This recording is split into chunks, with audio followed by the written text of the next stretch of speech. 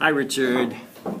What is this? Okay, so what we're going to do today is it'll be a couple new things, but it's largely just kind of a, again, a summary of what we were talking about the last couple days with our experiment. We're just going to kind of put some nuts and bolts to it. Obviously, we're just learning the basics of supply and demand. As we talked about there, right? Demand is two things. It's the desire for a good backed up by the ability to purchase it, right? It's a very specific thing in economics. Again, like raise your hand if you desire a Tesla. Nah, they're wired cars. How many of us demand a Tesla? Oh man, Francesca was saving her allowance. Right, the key to demand is you have to desire the good, plus you have to back it up with the ability to buy it. But we could just study people's desire for things, but essentially, and especially an economist is going to assume your desire for everything is infinite. Right? If I ask you how many Teslas you want, you should say, oh, if you're giving them away, I'll take an infinite number. Right? Desires are infinite.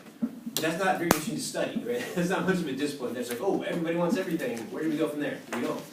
Right? It becomes interesting because we've got the desire for it and the ability to purchase it. Right? Now I can study that. Now that's an interesting question. We assume the demand comes from households, meaning you, but you can look at everybody. There are 6 specific determinants of demand that we're going to talk about that you should definitely be familiar with. One, obviously, this should be no big surprise, is the price of the good. Now, we've already drawn it up with our little experiment, but we drew the demand curve the other day. Do you remember what was on the vertical axis? Yeah, we put price on the vertical axis, and on the horizontal axis we had quantity. Yeah.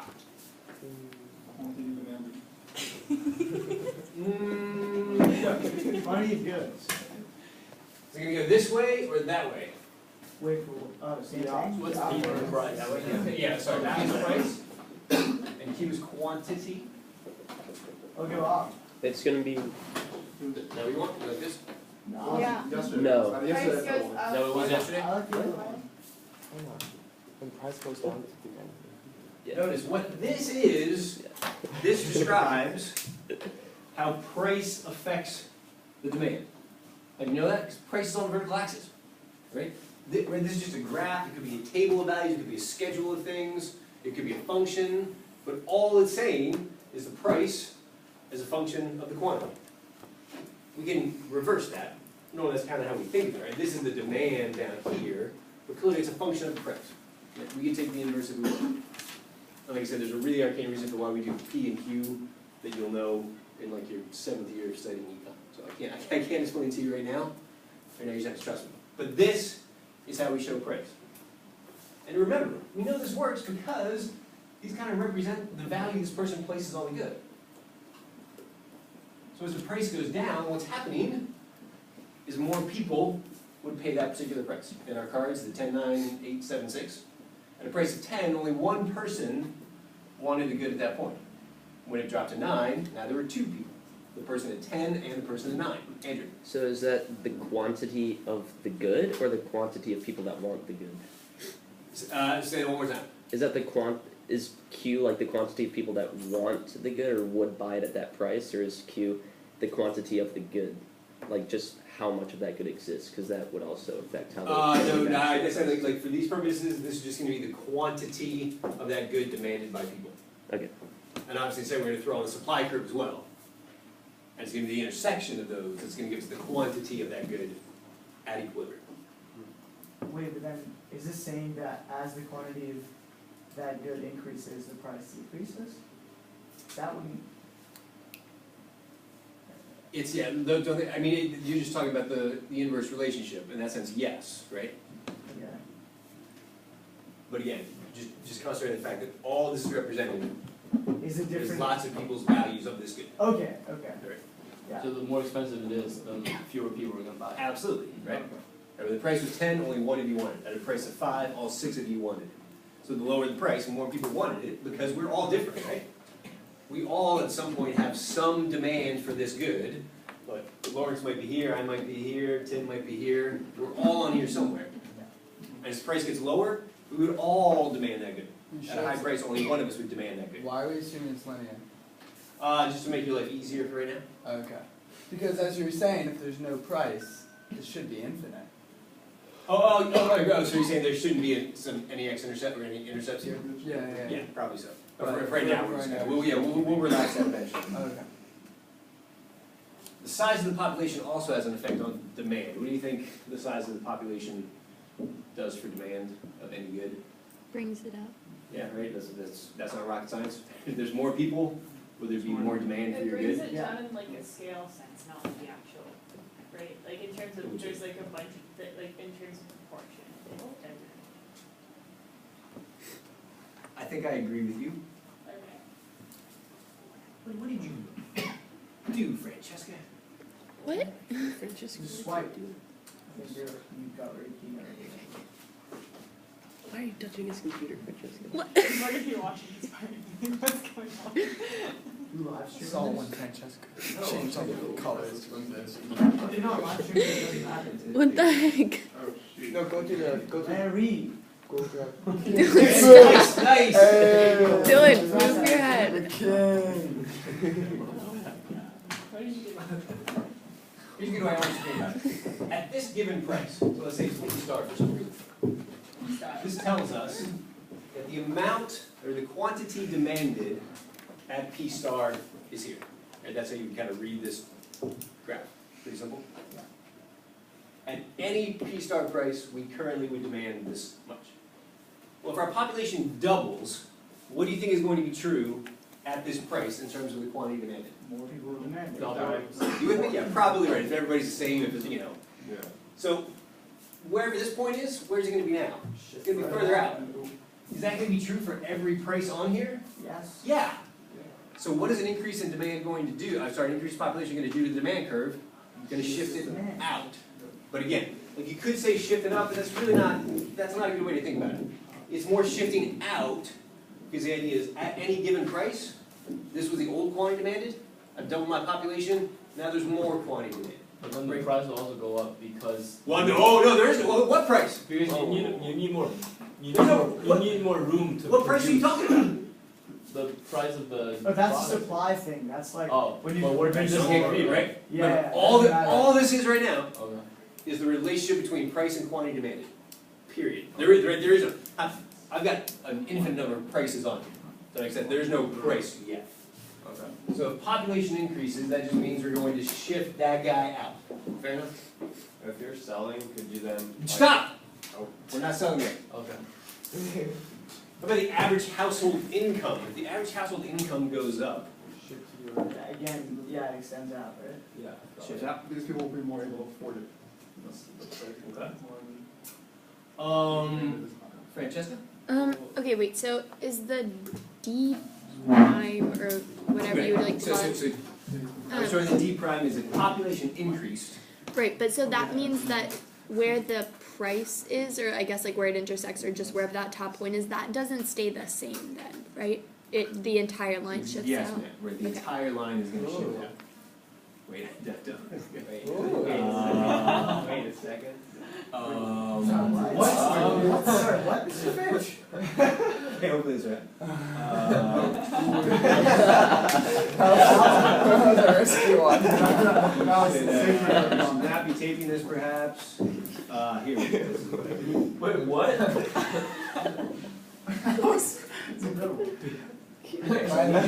Listen to this really carefully, and you're listening to it Best one. in response to my question, right? My question was, if income goes up, what happens to the demand curve?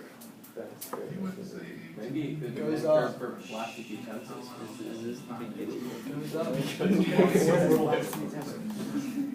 Why is plastic This utensils? was this video for USA, great company, by the way.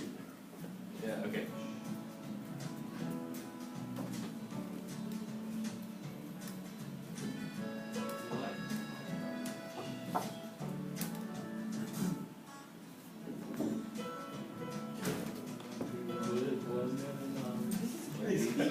Oh, Is this a sing-along version?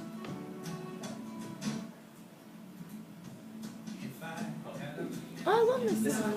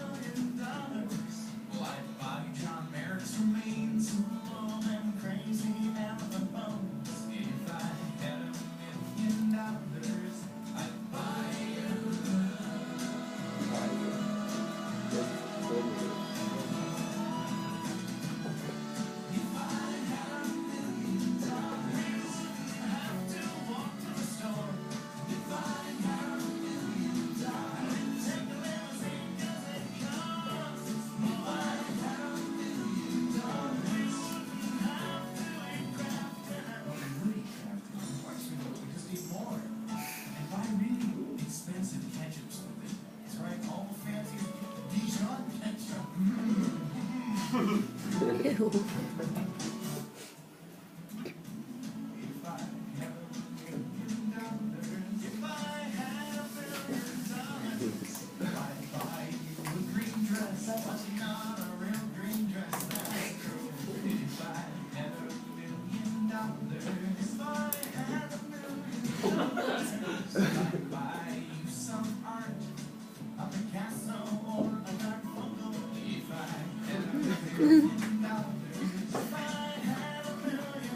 That's not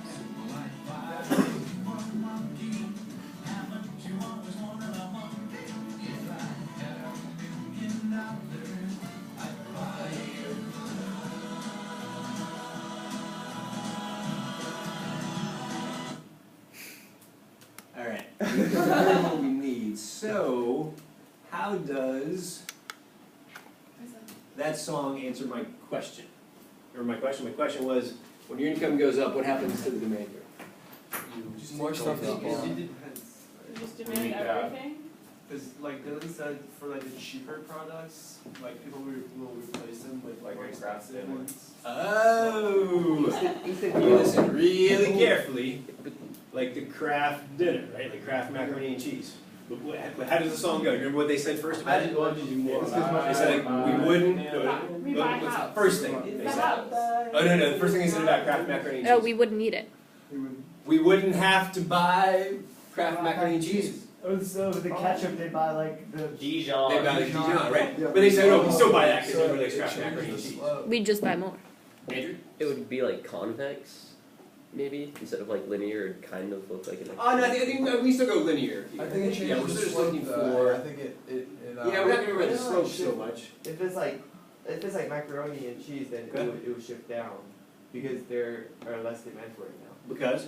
Because people want better food or like. Right, that's what they're trying to say, right? Like, or like ramen. Like ramen could be a good example, right? If you became a millionaire, there's a good chance you could eat less ramen. Or you may say, but I love ramen, so it doesn't matter. Right? That's what they're trying to say with Kraft macaroni and cheese. Right? So the question depends. It depends on what kind of good we're talking about. Well, if it's Kraft macaroni and cheese, because people would substitute out of Kraft macaroni and cheese and have more steak, then growing incomes are going to cause the demand for that to shift in.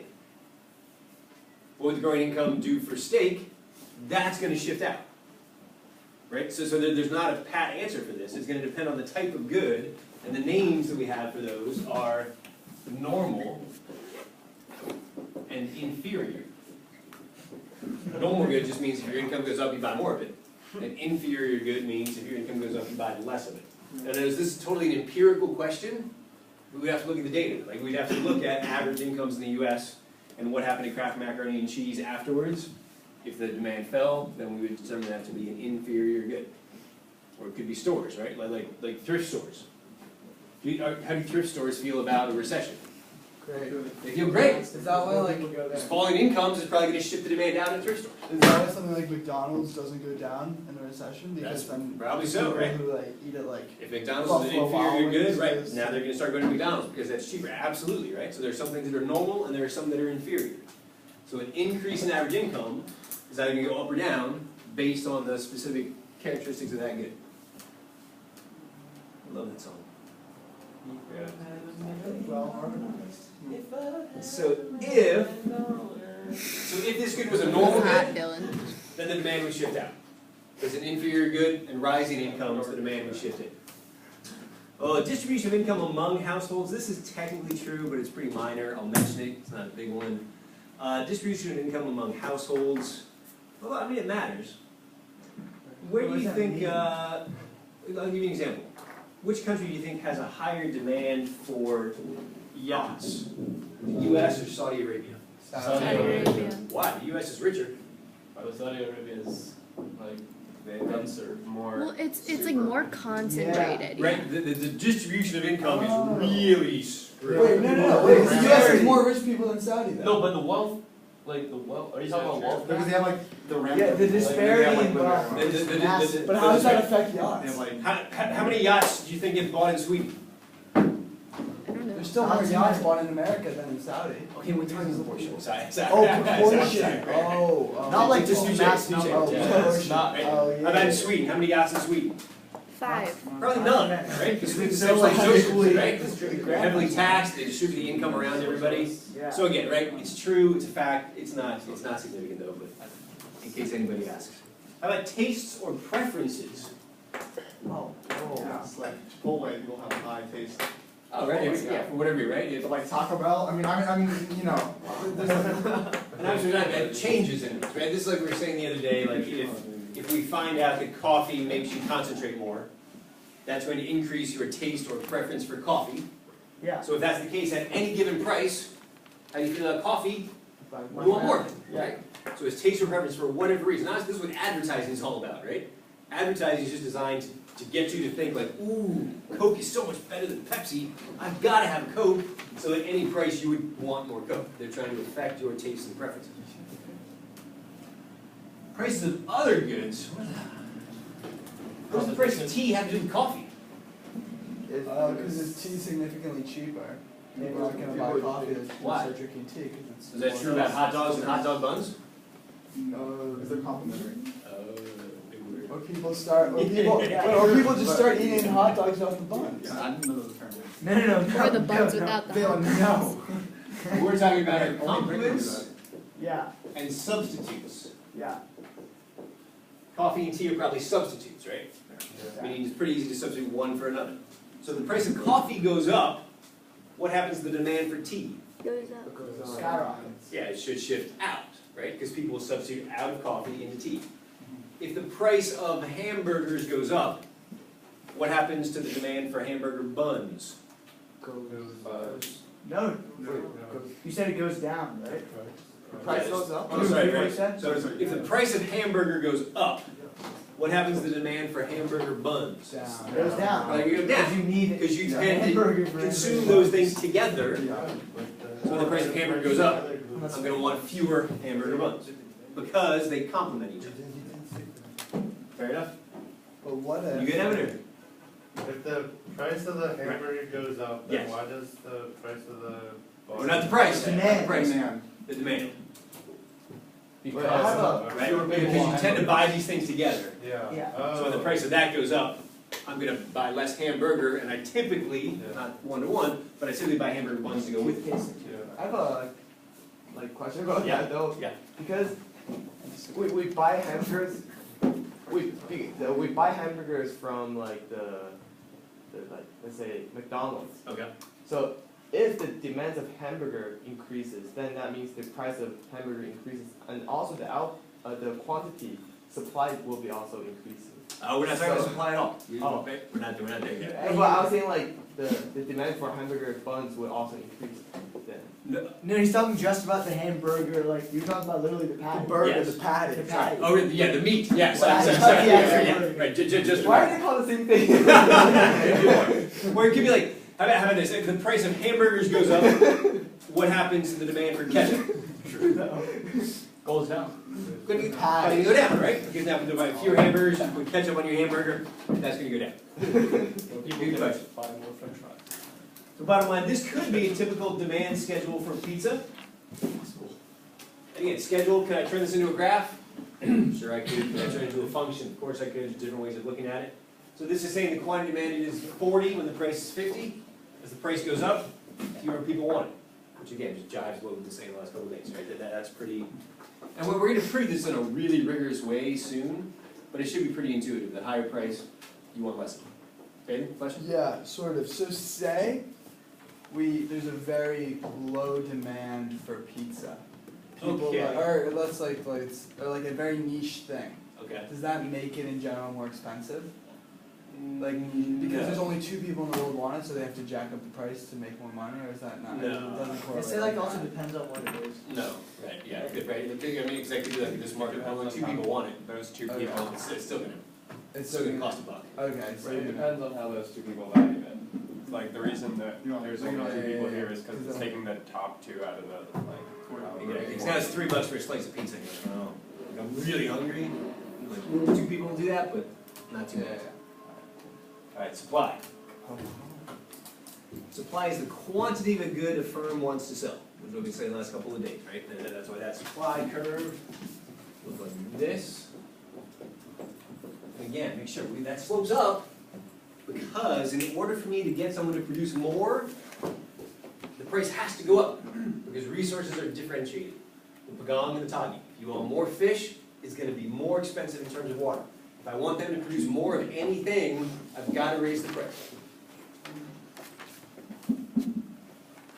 We consider this to be done by firms. You've got 5 determinants of supply. Obviously, the price, we already talked about, slopes up. The size of the industry. So if there's twice as many pizza parlors in Middletown, what happens to the supply? It's going to shift out. Kind of the same idea. It's increasing population, increasing suppliers. It's going to shift that out. Again, for any given price, more will be supplied. So supply curve is shifting out. Technological progress via reducing costs. So now, if we somehow invent a new pizza oven that produces pizzas twice as quickly, what happens to the supply curve? Supply increases, right? Shift out. Remember, think about it this way. At any given price, how much pizza are you now willing to supply? More. I'm willing to supply more, right? Because I'm better at doing it. Yeah.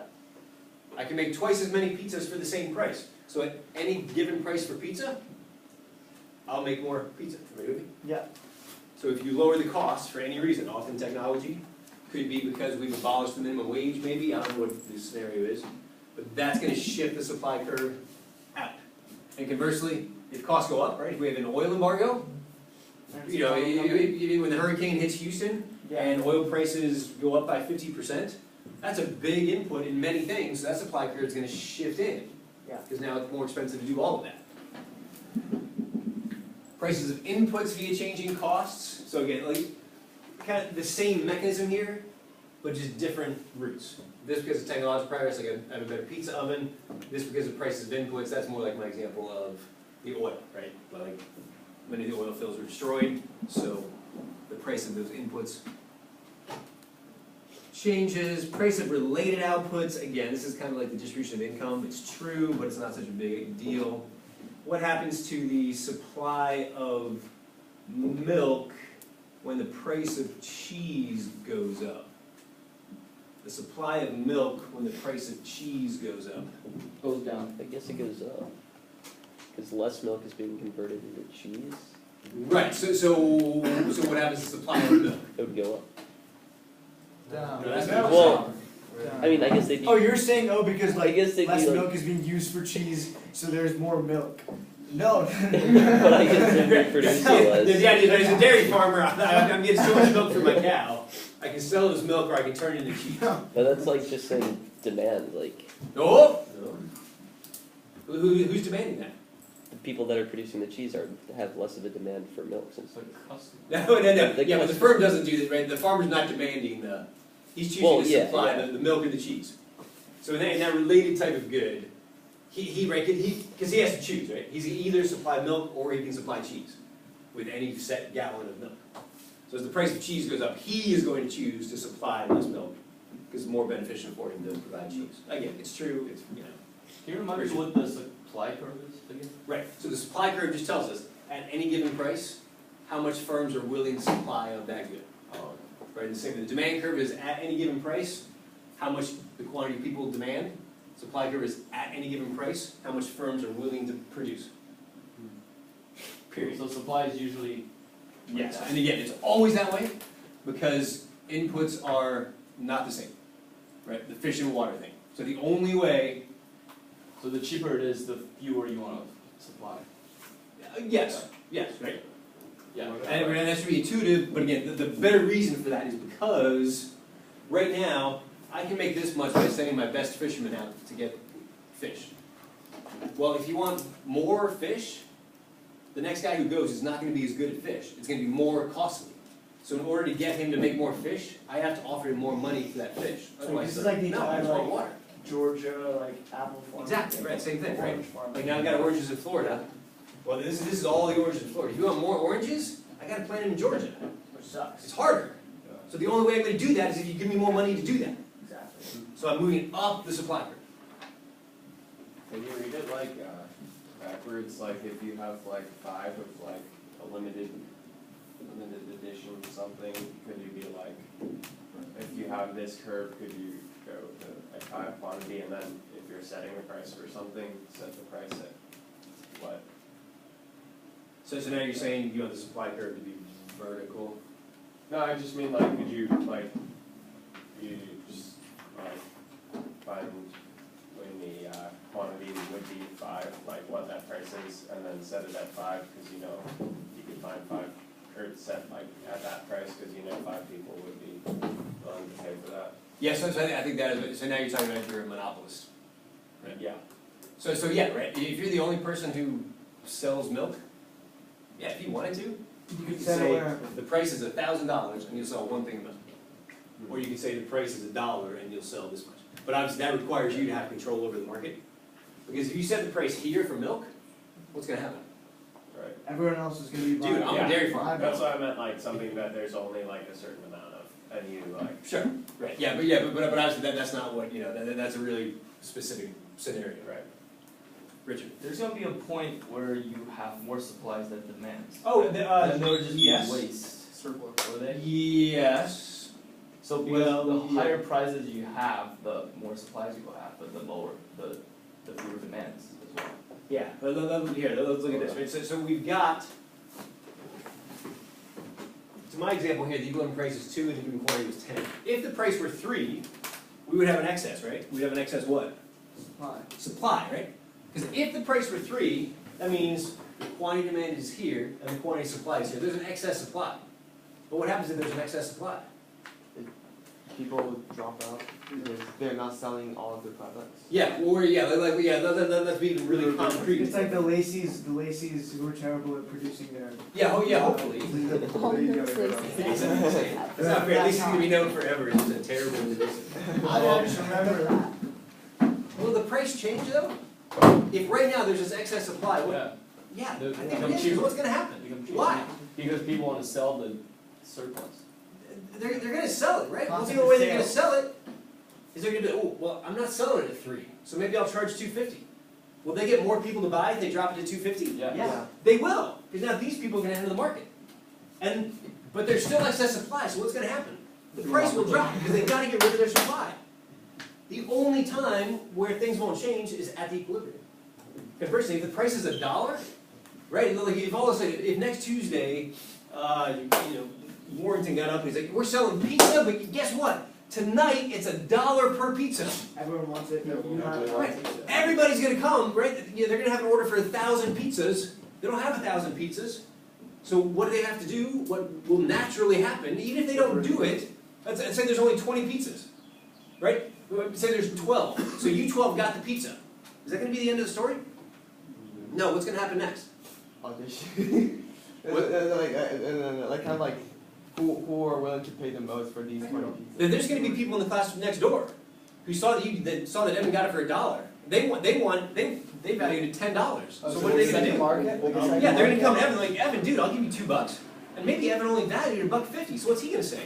Yes. He's gonna say, here you go. Yeah, boy. But then there'll be somebody else who valued it at 20, and they're gonna